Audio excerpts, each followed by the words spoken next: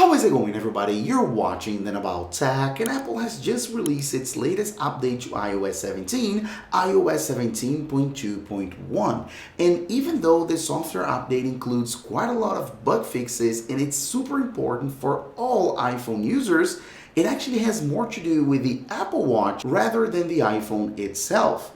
Let me explain. So you have probably seen that the Apple Watch is being banned, which means that Apple won't be able to sell some models of the Apple Watch in the United States starting right now in December 26, 2023. Those models are the Series 9 and Apple Watch Ultra 2.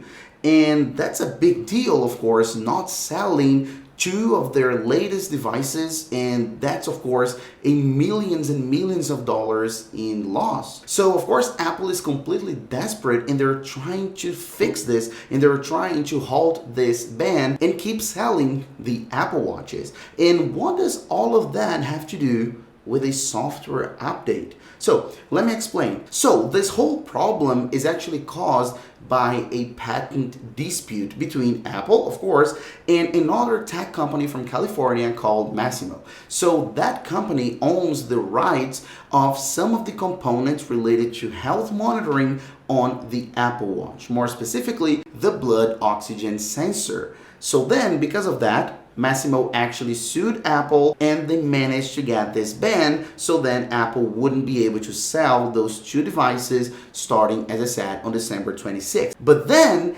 Apple came out with an idea. So how about fix this issue and actually address this problem with the sensor, not in a hardware way, but with software? And that's why most people are thinking this software update is all about. So of course, as I mentioned before, iOS 17.2.1 does in fact bring a ton of bug fixes, and it's super important that we all update. But then probably the reason why they released iOS 17.2.1 is because of watchOS. So let me explain. Apple never releases software updates this time of the year. We are right there, very close to Christmas, so we never see software updates right now. So then the reason why they're doing this, we all assume, is because they're actually preparing for watchOS, for the next version of watchOS, which will actually try and fix this issue and of course lift the ban, and it will allow Apple to keep selling Apple Watches. And then this becomes even clearer because Apple didn't release a new version for watchOS. They didn't release watchOS 10.2.1 alongside 17.2.1.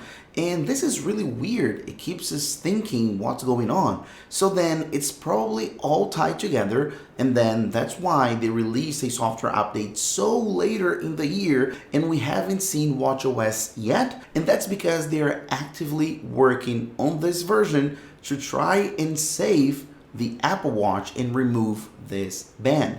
It all tied together and we have to wait and see. This is a weird one. This is a different software update, but of course it's still super important, mandatory, and I do recommend that we all update our iPhones to iOS 17.2.1. As usual, Apple didn't disclaim what bug fixes are here in this software update, just said there are bug fixes. So of course, this software update will be welcomed by all of us. So then that's it. Update your iPhone, go ahead, update your apps right here on the App Store, as I always recommend, and then you're gonna have a great experience. And let's see if Apple will manage to get away with the whole Apple Watch ban. All right, so that's it. Thanks for watching, and I'll see you in the next video as usual, guys. Bye bye.